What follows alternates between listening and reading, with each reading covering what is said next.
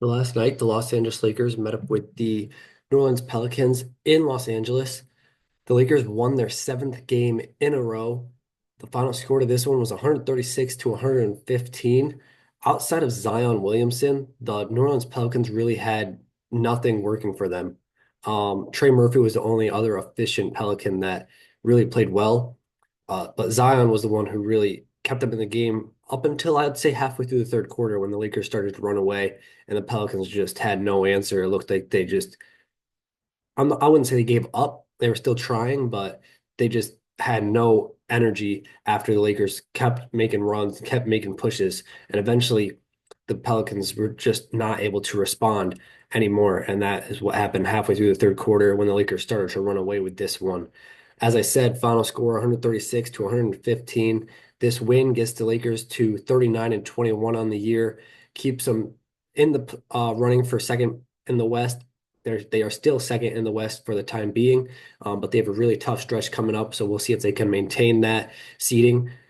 And then for the Pelicans, it's been a really rough year, mainly injury wise. Losing Zion Williamson for majority of the season, still isn't playing back to backs. Losing DeJounte Murray for the season, losing CJ McCollum for majority of the season, losing Jose Alvarado. It's just been a terrible year for the Pelicans, and that's why they're 17 and 45 and at the bottom of the West. They're just playing for pride at this point. They don't really care if they win; they just want to play for pride. I'm sure they do care if they win, but it's not going to make much of a difference, is what I meant. Um, so we'll see if they can get a few more wins down the stretch, but it's not really going to matter. They were playing very well prior to this Lakers loss, though, winning four of their last five. So we'll see if they can get back to their winning ways in their next game. But as I said, this season's pretty much a wrap for the Pelicans. They're just hoping for much better luck next season. It's been a terrible luck season for the New Orleans Pelicans and the New Orleans Pelicans fans. To get to the box score, though, as I said, Zion Williamson feasted on the Lakers. He ended with 37 points on 17 of 23 from the field. Didn't shoot a three. He's not known for three-point shooting, but he used to shoot at least 4 to 5 threes a game. But he's learned that that's not his strength. His strength is to overpower his opposition, and that's what he did against the Lakers. Why he ended up ending with 37 points on 17 of 23 from the field. He also got to the line 6 times, only making three though, so definitely got to improve that if you're Zion Williamson. And he ended with 6 assists, 4 rebounds, a steal, and a block. And then, as I said, Trey Murphy was the only other efficient player for the New Orleans Pelicans. He ended with 19 points on 6 of 12 from the field, 1 of 6 from the free throw line, or 3-point line, excuse me, and 6 of 7 from the free throw line, and also had 6 rebounds, 5 assists, and 2 steals. Um, the Pelicans need a lot more from CJ McCollum. He goes on a stretch where he has great games and then he has bad games. Great games, bad games. He's way too inconsistent for this Pelicans team. And if he's going to stay on the Pelicans into next year, he's going to have to find a way to be more consistent for them. McCollum against Lakers really struggled, ending with 10 points on 4 of 11 from the field, 1 of 5 from deep, 1 of 1 from the free throw line, and also added 3 rebounds, 5 assists, and a steal. Kelly Olynyk and Yves Missy and rounded out the starting five. Olynyk ended with 11 points on 4 of 9 from the field, 1 of 2 from deep, 2 of 2 from the free throw line, and also added 4 rebounds, 2 assists, a steal, and a block. And then Missy really struggled, ending with 2 points on 1 of 4 from the field, 0 of 2 from the free throw line, and also added 2 rebounds, an assist, and 3 steals. Off the bench, the Pelicans didn't have much, but Zion Hawkins was, or not Zion, I'm sorry, Jordan Hawkins, excuse me, was a big bright spot for them off the bench, ending with 17 points on 6 of 14 from the field, 4 of 10 from deep, 1 of 2 from the free throw line, and also had 4 rebounds, an assist, and a steal. Outside of him, there was no one in double digits, and the they were efficient, but they weren't great. James Robinson Earl ended with 5 points on 2 of 3 from the field, 1 of 2 from deep.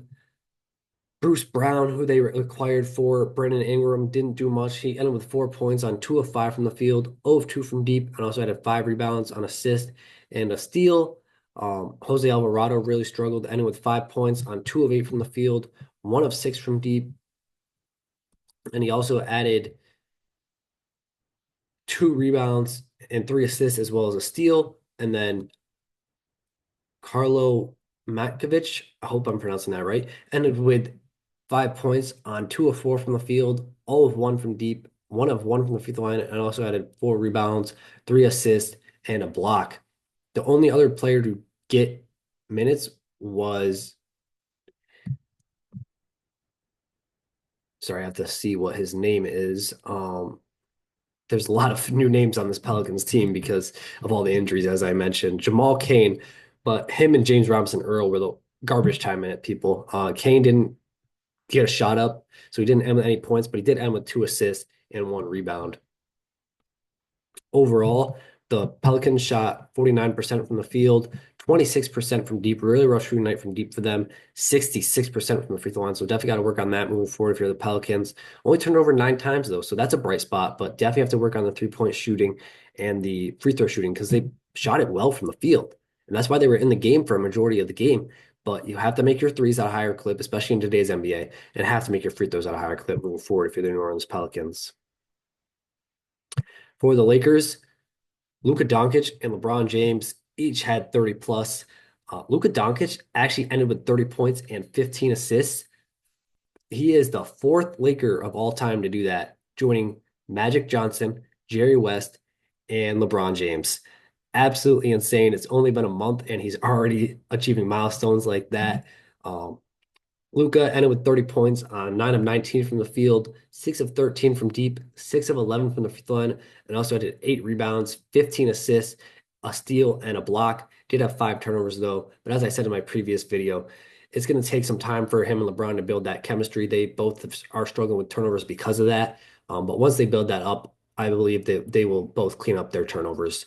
Um, Speaking of LeBron James, he ended with 34 points on 10 of 18 from the field, 5 of 10 from deep, 9 of 9 from the free throw line, and also added 8 rebounds, 6 assists, and a steal, as well as 2 blocks. Did have 4 turnovers. So him and uh, Luka Doncic each combined for 9 turnovers, 9 of the 14 total team turnovers for the Lakers. So as I said, once they both get their chemistry down with each other, I believe that the Lakers as a team will clean up the turnovers as well as LeBron James and Luka Doncic. LeBron James did reach the 50,000 point mark this game, both postseason and regular season combined, not just regular season, but still absolutely insane milestone for LeBron James. He did it on a corner, or not a corner, left wing three. Just absolutely insane to witness, and congrats to LeBron James on that milestone. Gabe Vincent rounded out the starting five due to Austin Reeves being out once again due to that calf injury. We'll see if he can come back tomorrow night against the New York Knicks. Vincent really struggled, ending with 2 points on 1 of 7 from the field, 0 of 6 from deep. Also did 3 assists and 2 steals. And then Dorian Finney-Smith and Jackson Hayes also played great roles for the Lakers. Jackson Hayes specifically, ending with 19 points on 8 of 8 from the field, didn't miss a shot. Obviously, all those shots were in the paint, and they were all, well, not all, but a majority of them were from Luka Doncic. The defensive big, Luka would get in the paint, the defensive big would step up, and Luka would just dump it off to Hayes or alley-oop it off to Hayes for a dunk or easy layup. And I think Hayes is loving life with Luka Doncic. He is absolutely feasting, as is every other teammate or every other player on the Lakers. Dorian Finney-Smith said that he's getting buck naked, wide open threes because of LeBron James and Luka Doncic being on the same team. So everyone is loving this dynamic, and it's working very well right now. And we'll see if the Lakers can continue to play at the rate they have been moving forward. Speaking of Dorian Finney-Smith, he ended with 8 points on 3 of 10 from the field, 2 of 7 from deep, and also had 5 rebounds. Hayes also ended with 3 of 3 from the free throw line and also added 10 rebounds. So he ended with a double-double and played probably his best game of the entire season. He did get only 24 minutes because he picked up his 5th foul, and then the Lakers were just running away with it. So there was no point in putting him back in, risking injury. So JJ Redick decided to sit in the rest of the game. But nonetheless, great game for Jackson Hayes. And that is Jackson Hayes. The Lakers are going to continue to need moving forward if they want to maintain the level of play they've been at. Off the bench, 3 players were in double digits: Dalton Connect, Shake Milton, and Jared Vanderbilt. Jared Vanderbilt ended with 12 points on 4 of 7 from the field, 2 of 4 from deep, 2 of 2 from the free throw line, and also had 8 rebounds, an assist, a steal, and 2 blocks. If Jared Vanderbilt can produce that offense along with that defense, that is going to bring the Lakers to new heights. So hopefully, Jared Vanderbilt, as he continues to get his game legs under him after a long absence due to both having surgery on both of his feet this offseason, hopefully he can become more consistent in that offensive game because we already know what he can do defensively. He is a great hustler. He is a great defender. But if he can add offensive firepower to this Lakers team, the rest of the league better watch out. Um, Shake Milton played probably his best game as a Laker so far, and it with 12 points on 5 of 7 from the field, 2 of 4 from deep, and also had 2 rebounds, 2 assists, and 2 steals. And then Dalton Connect had his second great game in a row, ending with 13 points on 5 of 9 from the field, 2 of 6 from deep, 1 of 2 from the free throw line, and also had 4 rebounds and 3 assists. And then Trey Jemison was the only other player to get ample run off the bench. He in his 17 minutes, he ended with 4 points on 2 of 2 from the field, and also added 5 rebounds and 2 assists. And then Alex Len and Bronny James were the two to get garbage time minutes off the bench. Bronny James did make a layup, so that was cool to see. He ended with 2 points on 1 of 3 from the field, 0 of 2 from deep, and also added a rebound. And then Alex Len didn't take a shot and didn't end with anything in the stat sheet. Overall, the Lakers shot 53% from the field, 36% from deep, 77% from the free throw line. I'd like to see that get to 80% or above. They're always hovering around that 75 to 78%. I think they can get it to 80% or above. Luka Doncic missed 5 by himself. So if he improves that, then the team percentage will improve. So hopefully they can get that to 80% or above in their next game against the Knicks. And they turned over 14 times, but as I said, Luka Doncic and LeBron James had 9 of those 14. So once they get their chemistry, once they continue to improve their rapport with each other, then the turnovers will improve for the Lakers.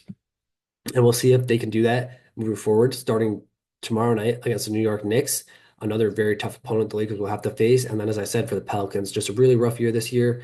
We'll see what they can make of it for the rest of the year, starting in their next game tomorrow night.